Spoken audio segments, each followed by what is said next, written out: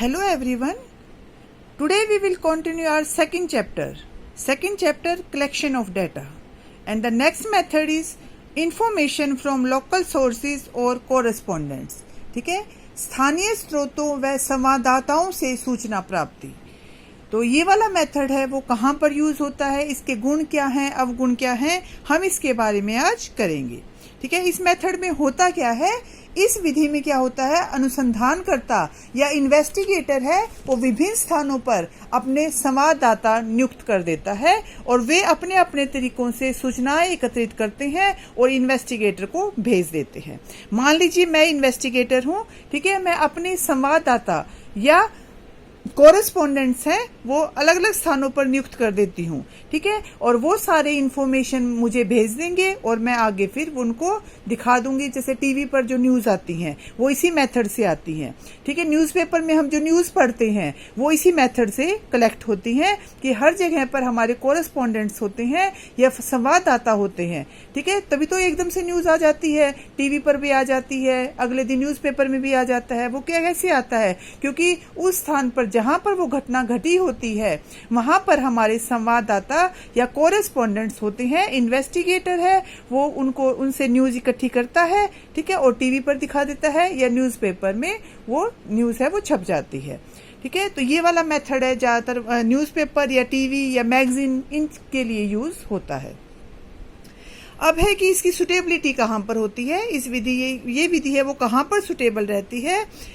When regular and continuous information is needed. ऐसा नहीं है कि एक बार आपने इंफॉर्मेशन दे दी बस, नहीं, जहां पर हमें कॉन्टिन्यूअस इंफॉर्मेशन की जरूरत होती है तो वहां पर हमें अपने संवाददाता या इन्फॉर्मेंट्स है वो नियुक्त करने होते हैं.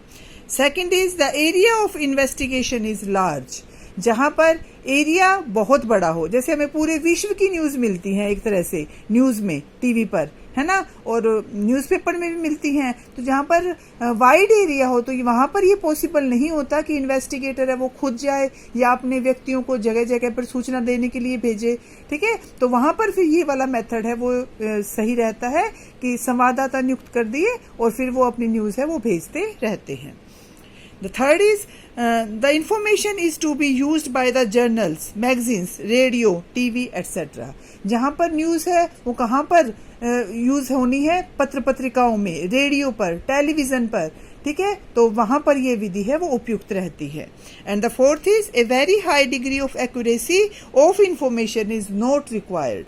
जहां पर हमें सूचना मिलती है हम छाप देते हैं, दिखा देते हैं उसको.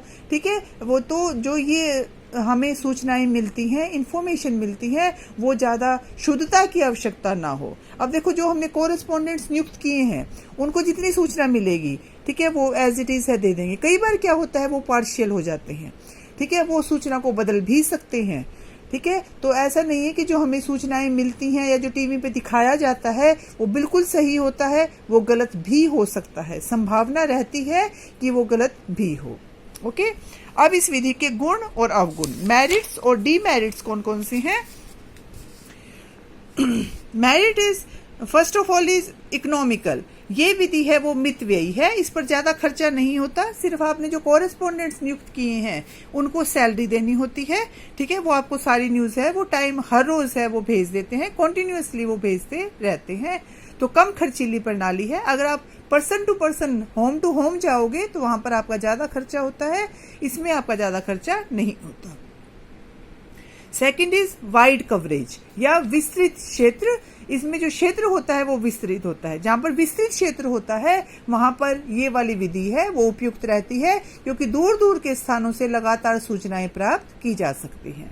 एंड द थर्ड इज निरंतरता, कॉन्टिन्यूटी. जो ये वाला मेथड है वो कॉन्टिन्यूटी में यूज होता है. हमने जो पहले दो मेथड किए हैं उसमें कॉन्टिन्यूटी की जरूरत नहीं थी. उसमें हमने एक बार सूचना इकट्ठी कर ली, इन्फॉर्मेशन ले ली, दैट्स इट. बस उसके बाद हमें जरूरत नहीं थी कि हम कॉन्टिन्यूटी में रहें. लेकिन इस मेथड में हमें कॉन्टिन्यूटी में रहना पड़ता है. हमें हर रोज न्यूज चाहिए होती हैं अपने जर्नल्स के लिए. ठीक है, रेडियो, टेलीविजन, मैगजीन्स के लिए हमें निरंतर सूचनाएं हैं वो मिलती रहनी चाहिए. And the fourth is suitable for special purpose.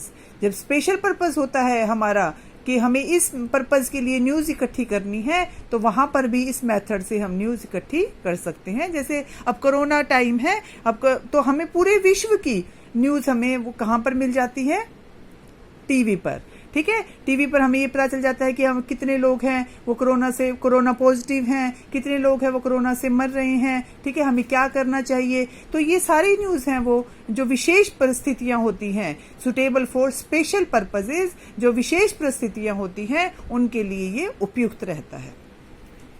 अब है इसके डीमेरिट्स। डीमेरिट्स कौन कौन से हैं या अवगुण इसके कौन कौन से हैं? First of all is loss of originality.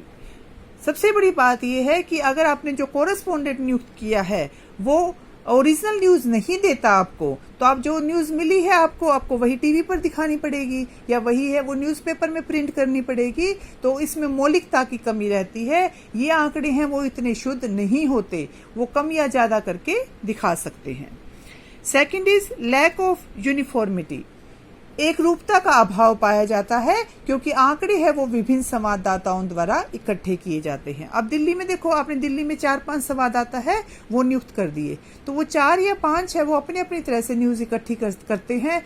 हो सकता है कि एक ही विषय में एक ही सब्जेक्ट पर उनकी न्यूज़ अलग अलग हो। Okay, and the third is personal bias या व्यक्तिगत पक्षपात इसमें हो सकता है जिसने आपको न्यूज़ दी है उसने न्यूज़ चेंज कर दी हो बीच में। ठीक है, तो ऐसा हो सकता है कि पर्सनल बायस या पार्शियलिटी इसमें पॉसिबल है। And the fourth is less accurate. ये जो आंकड़े होते हैं या जो ये इंफॉर्मेशन होती हैं वो शुद्ध नहीं होती, बिल्कुल ओरिजिनल नहीं होती, इनको हो सकता है कि बदल दिया गया हो। And the fifth is delay in collection या संकलन में देरी। इस विधि द्वारा सूचनाओं की प्राप्ति में देरी होती है। ठीक है, जो पूरी सूचना मिलने के बाद ही इन्फॉर्मेंट्स है वो इन्वेस्टिगेटर के पास न्यूज़ भेजते हैं, तो हो सकता है कि जो हमें न्यूज़ मिलने में देरी हो जाए।